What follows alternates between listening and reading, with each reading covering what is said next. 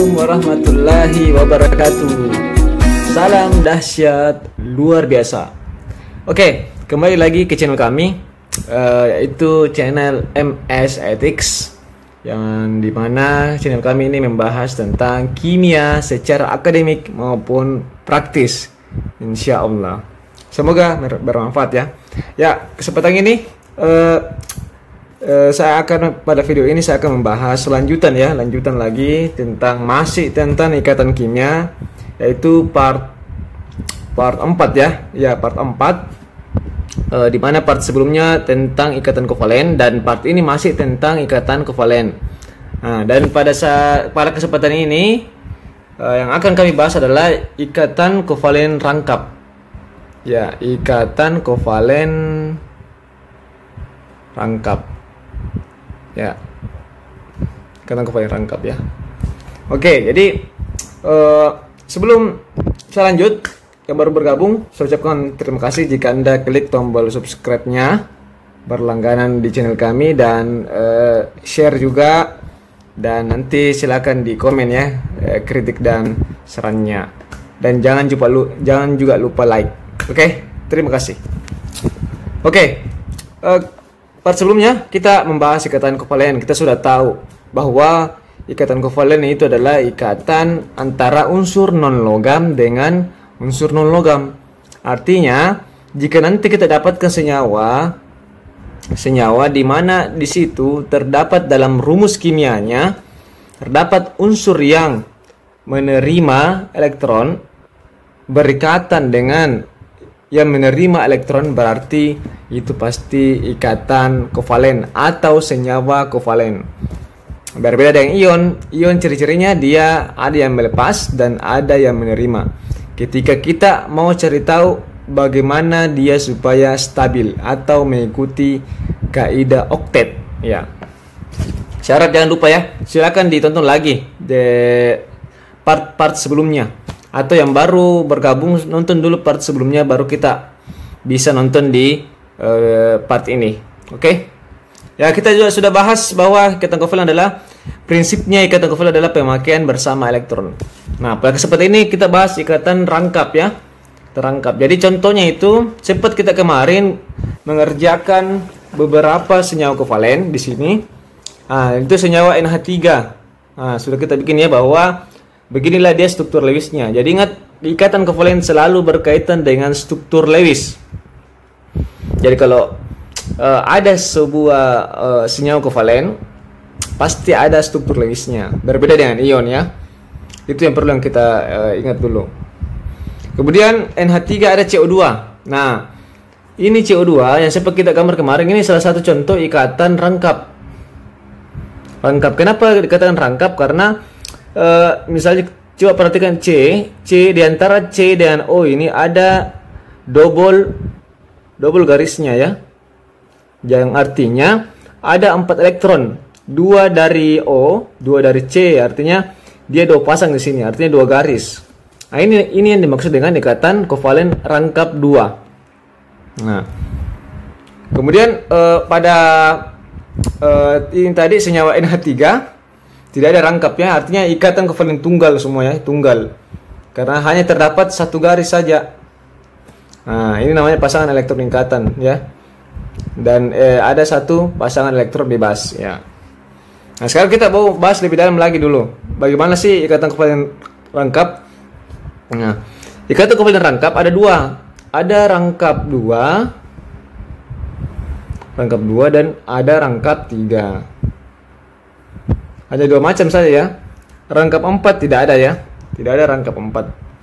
Meskipun secara teori bisa kita bikin begini. Rangkap 4. Nah, pemakaian bersama yaitu pada senyawa C2.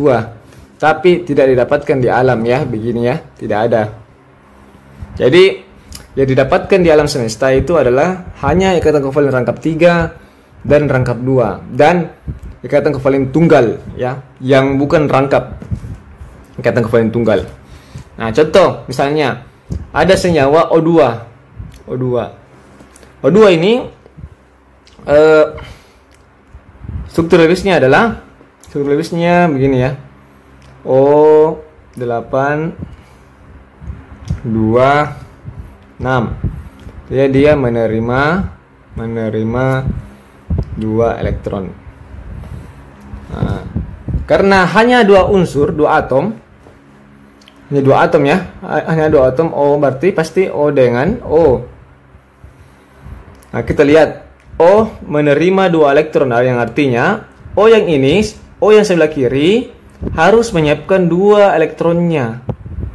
2 elektronnya untuk nanti dipakai bersama dengan O yang di sebelah kanan, karena masing-masing O membutuhkan 2. Seandainya O ini membutuhkan 3, berarti harus 3 di sini supaya nanti bisa langsung dipakai pemakaian bersama kayak begini. Nah, karena kita lihat di situ di makanya kita harus bisa dulu menulis konfigurasi. Nah, kita lihat konfigurasinya, dia harus menerima 2 karena elektrovalensinya 6, berarti harus 2. Nah, begitupun juga O yang di sebelah kanan harus menyiapkan 2 elektron di sampingnya O di sebelah kiri supaya nanti bisa dipakai pada pemakaian bersama elektron. Kemudian sisanya simpan terserah di mana ya, tapi ditulis secara berpasangan. Terserah bagaimana. Yang jelas ditulis secara berpasangan. Nah, maka jadilah ikatan kovalen rangkap 2. Contohnya pada oksigen ya, ini oksigen ya, ini yang sering kita hirup untuk pernapasan. Jadi rangkap 2 ya. Kalau struktur Lewis garisnya kayak begini. Rangkap 2 begini. Nih ya. Nah. Maka jadilah struktur Lewis dari O2 ya. Kayak begini contohnya rangkap 2. Sama tadi seperti dia CO2. CO2 juga begini. CO2 ya rangkap 2 juga. Nah, kemudian rangkap 3. Kalau rangkap 3 contohnya pada senyawa apa ya? Kita ambil contoh saja senyawa gas nitrogen atau nitrogen ya. Ini pada nitrogen. Senyawa gas nitrogen ini ya. Biasanya memang berwujud gas ya. Secara umumnya dia berwujud gas. Nah, nitrogen ini begini. N itu nomor atomnya 7. Artinya konfigurasinya 25. Supaya stabil dia harus apa? Dia harus menerima 3 elektron. Menerima 3 elektron. Nah, karena hanya 2 atom berarti satu di sebelah kiri, satu di sebelah kanan ya. Sudah pasti begitu ya. Tidak ada atom pusat. Ingat, saya ingatkan lagi, tidak ada atom pusat. Nah, kemudian kita lihat di sini lagi. Setiap N butuh 3 supaya stabil, berarti masing-masing N harus menyiapkan 3 elektron di samping temannya yang berdekatan. Nah, sisanya simpan di tempat lain. Harus 5 ya, harus 5 titik atau 5 kali karena elektrovalensinya 5. Ingat bagaimana menulis lambang Lewis ya. Nah, harus 3. Tidak bisa 2 karena dia butuh 3 elektron. Berarti supaya nanti bisa dipakai begini. Nah, pakai bersama ya. Jadi totalnya 8 elektron valensi di sekitar atomnya atau ikatan rangkap 3 karena ada 3 pasang, ada 3 garis di situ yang menghubungkan antara N dengan N yang lainnya. Ini ya. Ya. Maka inilah contoh rangkap 3. Rangkap 3 kayak begini.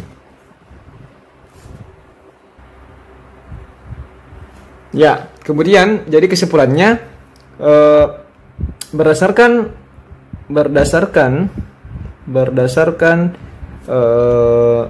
apa ya? Berdasarkan dari jenis ikatan, bukan jenis ya. Jenis ikatannya. Jenis ikatannya ikatan kovalen terbagi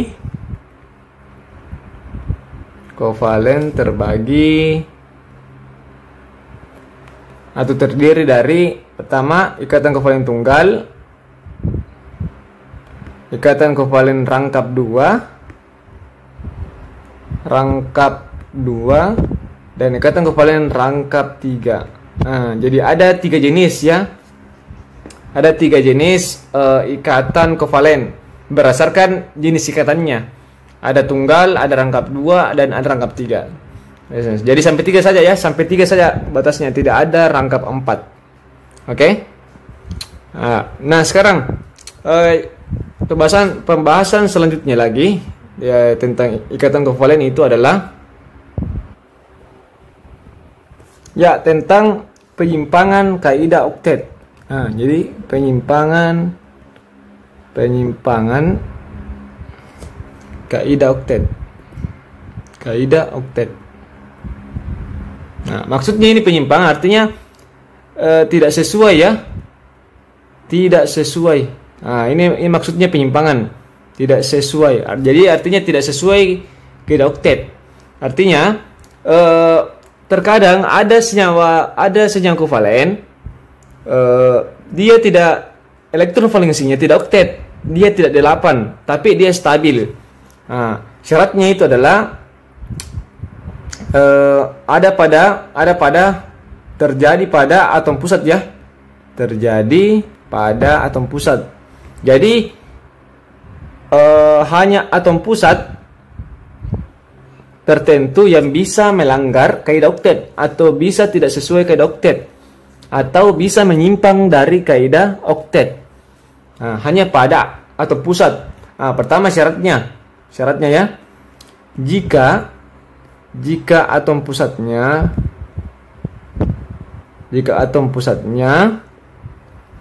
memiliki nomor atom di bawah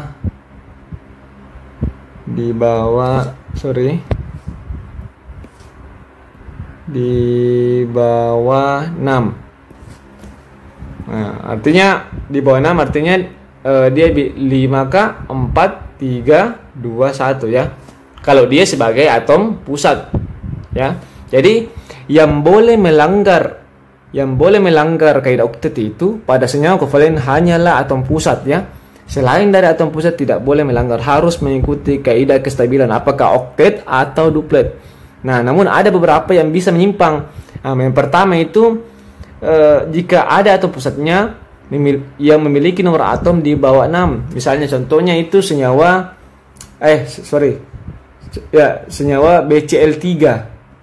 Nah, BCl3 ya.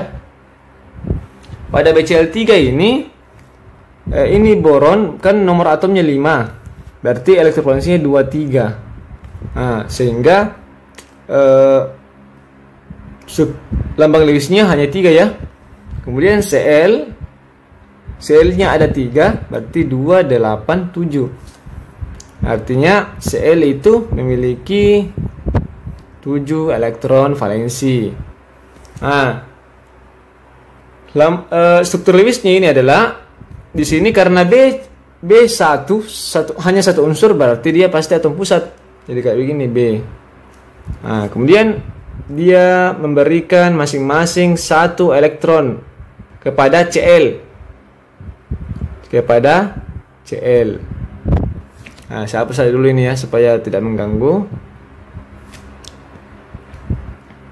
Karena Cl kan sekali lagi dia menerima 1 ya. Nah, jadi dipasangkan dengan dari Cl juga 1. Nah, jadi stabil juga.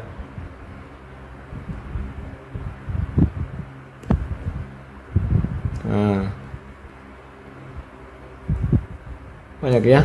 Nah, jadi yang bukan atom pusat tetap mengikuti kaidah oktet. Nah, 8 kan Cl, BCl3. Nah, sedangkan coba perhatikan atom pusatnya pada atom boron. Nah, dia hanya memiliki 6 elektron valensi, tapi dia stabil. Jadi didapatkan di alam semesta ataupun bisa disintetis terdapat senyawa BCl3 dengan stabil. Nah, meskipun kita lihat di sini boron hanya memiliki 6 elektron, artinya dia tidak oktet ya. dia tidak oktet. Jadi bisa ya dia tidak oktet, dia tidak 8 elektrovalensinya. Nah, jadi bisa ada beberapa senyawa yang bisa begitu melanggar dari kaidah oktet atau menyimpang dari kaidah oktet. Nah, ingat sekali lagi hanya terjadi pada atom pusat. Yang bukan atom pusat harus oktet atau duplet ya. Jadi seperti gambarnya. Sini saja ya, sorry. Nah, BCl3 jadi B, Cl, Cl, Cl. Nah, kalau struktur gambar, struktur garisnya ya, begini ya. Nah, kemudian yang kedua itu tadi ini yang pertama tadi jika atom pusatnya memiliki nomor atom di bawah 6. Yang kedua itu terdapat pada jika atom pusatnya berada pada periode 3 ke bawah. Ke bawah dalam tabel periodik. Tabel periodik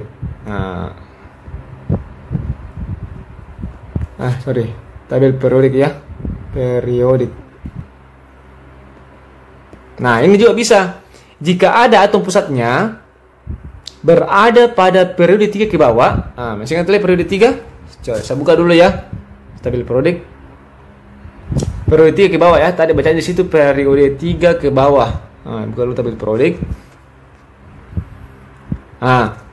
Saya kembali lagi dulu di screen. Nah, sini syarat kedua itu bisa menyimpan dari kaidah oktet adalah jika atom pusatnya berada pada periode 3 ke bawah dalam tabel periodik. Artinya periode 3 ke bawah, periode 3, periode 4, 5, 6 dan seterusnya. Nah, kalau 2, 1 enggak boleh ya. Nah, coba lihat, ini periode 3 ke bawah. 3. Coba perhatikan dari kiri. Saya yang bergerak-gerak itu ya. Mulai dari Na, Mg, Al, Si, P, S, Cl, Ar. Ini periode 3 ini. Periode 3 ke bawah, periode 4, periode 5, periode 6, 7. Itu kalau dia atom pusat bisa menyimpang dari oktet. Bisa menyimpan dari oktet. Artinya dia bisa melebihi oktet ya. Artinya bisa lebih dari 8 elektrovalensinya, tapi stabil. Nah, saya tekankan lagi harus atom pusatnya. Kalau dia tidak sebagai atom pusat tidak boleh, harus oktet. Saya ingatkan sekali lagi ya. Selalu saya tekankan begitu. Nah, kemudian saya lupa tadi, ini elektrovalensinya di bawah oktet ya. Harus di bawah oktet. Tidak bisa dia melebihi oktet ini. Yang nomor atomnya di bawah 6. Tidak bisa melebihi oktet. Jadi harus di bawahnya 8 lah. Kayak tadi contohnya BCl3. Dia hanya memiliki 6 elektrovalensi. Pada pemakaian bersama elektron, dia hanya memiliki 3 garis di sini pada strukturnya. Dan tetap stabil. Kalau ini dia melebihi oktet. Misalnya senyawa SF6. S ini memiliki nomor atom 16. Konfigurasinya 286. Artinya dia menerima 2 ya. S titik saja supaya karena ini hanya sedikit. Kali-kali saja dia ini ya, kali-kali saja. Kemudian F 9 ya, 27. Dia F titik saja dia. Artinya F menerima 1, S menerima 2. Bagaimana struktur Lewisnya? Begini struktur Lewisnya. Atom pusat S ya, karena dia hanya sendiri ya, satu unsur, lebih sedikit dia.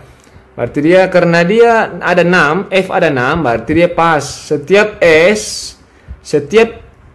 dari 6 elektrovalensinya ini S memberikan semua ke F ya. Tapi tidak memberikan serta-merta, dia hanya sama-sama dipakai ya. Sama-sama dipakai. Jadi ada 6 ya, ada 6. Asal agak kecil-kecil sedikit ini ya. Nah, ini F. Nah, bukan titik ya, sorry. Tidak apa-apa ya. Saya balik ini. Tidak apa-apa, sudah terlanjur. Nah, 8 ya. F yang di sini 8 juga. 8. Di sini F juga 8. Stabil. Ini juga 8. Nah, ini juga 8. Di sini juga 8 ya. Nah, coba kita perhatikan S saja ya. Kita perhatikan atom pusat saja. Karena terlalu banyak nanti tidak kentara kalau dia juga F. Nah, ini ya. Nah, coba kita lihat. S elektrovalensinya sebanyak 12. Tapi dan tidak memenuhi kaidah oktet. Tapi ada ya. Dapatkan di alam semesta, ada, stabil. Bisa dibikin, bahkan bisa jadi dibikin. Bisa jadi dibuat. Nah, inilah salah satu contoh senyawa yang menyimpang atau yang melanggar kaidah oktet. Ya, tapi ingat hanya atom pusatnya. Tidak boleh yang bukan atom pusat. Jadi kalau S ini bukan sebagai atom pusat, tidak boleh melebihi oktet ya, tidak boleh. Nah, saya gambar saja anunya. Bagaimana garisnya? Saya gambar begini ya. F, saya kasih garis ya. Garis lebih mudah kalau garis ya, karena lebih kentara ya, lebih rapi dilihat. Ya. 1, 2, 3, 4, 5, 6. Nah, jadi setiap F harus ada 4 garis di sekitarnya supaya stabil ya, 8 elektron. Nah, kita lihat di S, apakah S periode 3 ke bawah? Nah, kita lihat S. Nah, sini S, dia golongan 6A. Nah, dia periode 3 ya, dia bisa periode 3. Jadi semua yang periode 3 ke bawah, Cl, Br, Se bisa sebagai atom pusat, bisa melebihi oktet, bisa menyimpang dari kaidah oktet. Ya. Oke, mungkin hanya ini bisa saya sampaikan dulu pada part ini, yaitu tentang ikatan rangkap pada ikatan kovalen dan penyimpangan pada ikatan kovalen. Part selanjutnya saya akan bahas lebih lanjut lagi bagaimana menuliskan struktur Lewis. Ya, di part selanjutnya dengan ikatan kovalen koordinasi dan ikatan kovalen polar dengan non polar. Dan memang agak panjang memang ya materinya pada ikatan kovalen daripada ion. Untuk materi pelajaran pada di tingkat SMA ya. Ion mungkin banyak di tingkat kampus, dan nanti memang kita akan bahas juga nanti khusus tentang kampus, tentang senyawa ion lebih dalam. Oke, terima kasih atas perhatiannya. Jangan lupa subscribe ya, tonton sampai habis, share, like, dan komen. Untuk kritik dan sarannya, baik itu kritik negatif, saran-saran yang negatif, saran-saran yang positif, kritik-kritik yang negatif maupun positif, tidak apa-apa, supaya saya bisa memperbaiki agar channel ini masih bisa bertahan untuk selama-lamanya dan bisa bermanfaat untuk banyak orang. Oke, terima kasih. Assalamualaikum warahmatullahi wabarakatuh. Salam dahsyat luar biasa.